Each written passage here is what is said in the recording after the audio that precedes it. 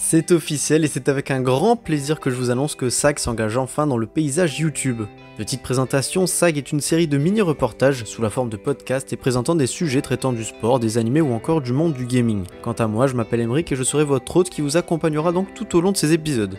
Au programme d'aujourd'hui, je me suis attardé sur la série japonaise nommée My Hero Academia et dont le second film d'animation n'a toujours trouvé aucune date en France malgré une sortie déjà actée dans plusieurs pays. L'objectif est donc de vous expliquer pourquoi ce manque d'informations, mais avant cela, petite introduction à la série. Flotter, durcir sa peau, manier les éléments ou posséder des caractéristiques animales, imaginez un monde où les super pouvoirs ici appelés alters font leur apparition. Un phénomène qui ne touche cependant que 80% de la population, laissant certains individus être comme vous et moi. Personnage principal de l'histoire, Midoriya Izuku sans faculté souhaite devenir le plus grand des héros à l'image de son idole de toujours, devenu symbole de la paix, j'ai nommé All Might. S'ensuit une multitude d'étapes mêlant héroïsme et vie de lycéen avec au fil du temps de vraies notions de société. Écrit et dessiné depuis 2014 par son auteur Koei Horikoshi, My Hero Academia s'est fait une place parmi de grands noms du genre. A l'heure actuelle, 26 tomes papier sont parus au Japon, pour 23 en France, tandis que la série animée a entamé sa 4ème saison fin 2019. Cette période a également vu la sortie du second film de la franchise, My Hero Academia Heroes Rising, sorti le 20 décembre dans les salles japonaises.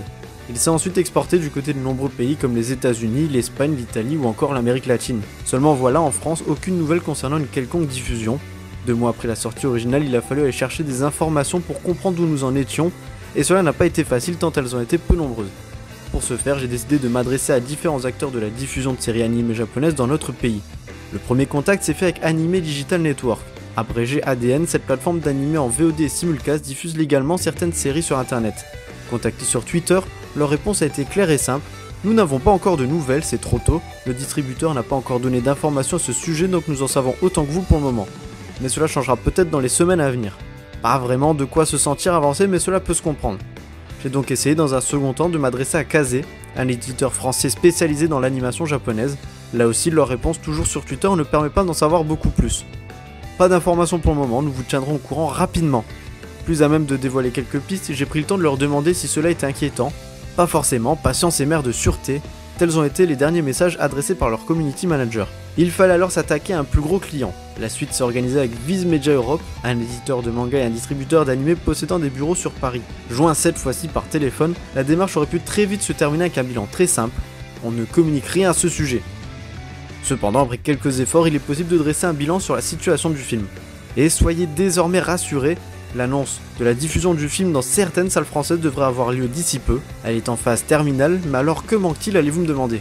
Eh bien les derniers détails concernent quelques mises à jour qui ont lieu dans le processus de distribution et qui ne permettent pas à Viz Media de valider définitivement tout cela.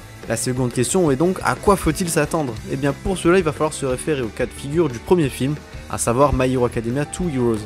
Heroes Rising sera diffusé dans quelques salles françaises seulement, on peut alors s'attendre à le voir dans la capitale, voire au Grand Rex pour une session d'avant-première. Cependant le programme ne sera pas disponible très longtemps dans les salles, et ce pour une raison toute simple.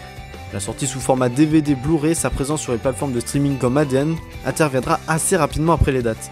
Il ne reste désormais plus qu'à souhaiter une réussite égale au premier opus, puisqu'en effet il a connu un très bon taux de remplissage dans les salles. Pour le moment le succès est au rendez-vous outre-Atlantique, le film tant attendu s'est même classé premier du box-office en Amérique le jour de sa sortie. Au dimanche 1er mars, il n'est toujours pas sorti du top 5, une bonne nouvelle qui démontre une certaine réussite pour sa première semaine. La bande-annonce s'est par ailleurs offert une petite diffusion lors du match des Clippers au Staples Center, rien que ça. Néanmoins, si les bonnes nouvelles ont fait leur apparition, il faut bien rappeler que tout le monde ne pourra pas assister à la diffusion du film sur grand écran. Mais cela n'est que partie remise, il faudra juste être un peu plus patient. Et voilà, c'est tout ce que j'ai pu savoir sur le film. C'est la fin de ce premier numéro de SAG. N'hésitez pas à laisser vos remarques en commentaire sur les réseaux sociaux avec un hashtag très simple que je viens de mettre en place, hashtag SAG, S-A-G. Quant à nous, on se retrouve très bientôt pour un nouveau sujet qui, je l'espère, attirera tout autant votre attention.